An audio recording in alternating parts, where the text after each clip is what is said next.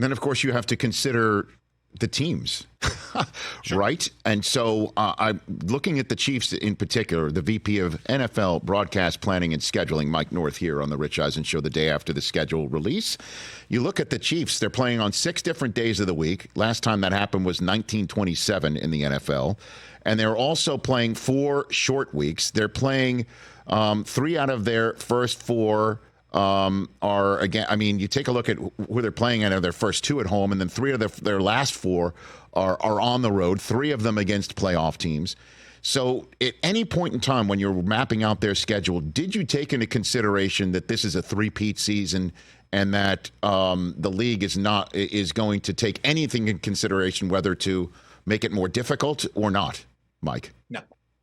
First of all, I'm not sure any of us know anything, right? It's sports. It's May. This season doesn't even start for 4 more months. You try to, play God and have, this team have a harder schedule or an easier schedule. And by the time you get to that supposed gauntlet, they're playing a team whose quarterback is injured or not having the season they hoped or fired their coach. It's impossible for any of us to predict. There was absolutely no thought in this building of, hey, let's give the Chiefs a hard schedule. They play who they play, right? Those 17 games were known. They've been known since the regular season ended.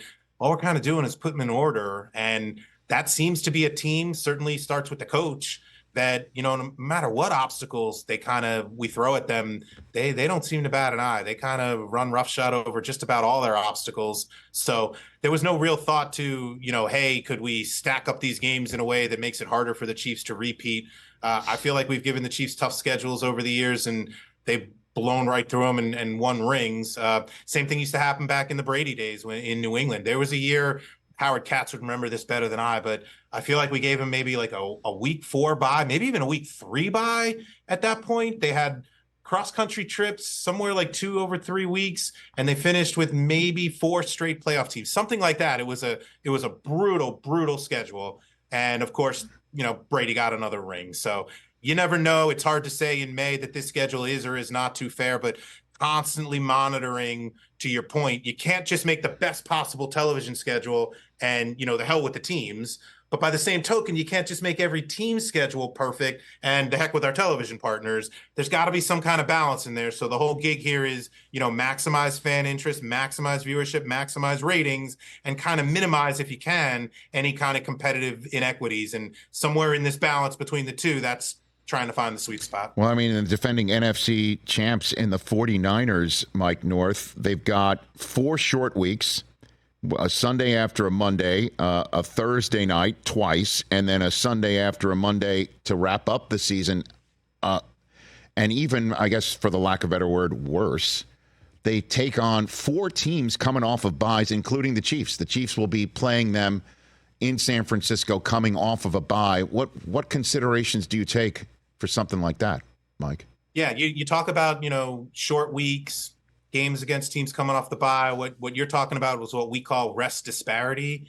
And we have been spending a lot more time lately looking at things like rest disparity. And you can kind of go game by game over the course of your whole season. And, if you and I both played the previous Sunday and we're playing each other this Sunday, then the rest disparity is obviously 0. If you played on Monday and I played on Sunday, then I'm a +1. If you had a bye, you're a +7. And just trying to keep an eye on, is it week by week? Is it game by game? Is it total across the whole season?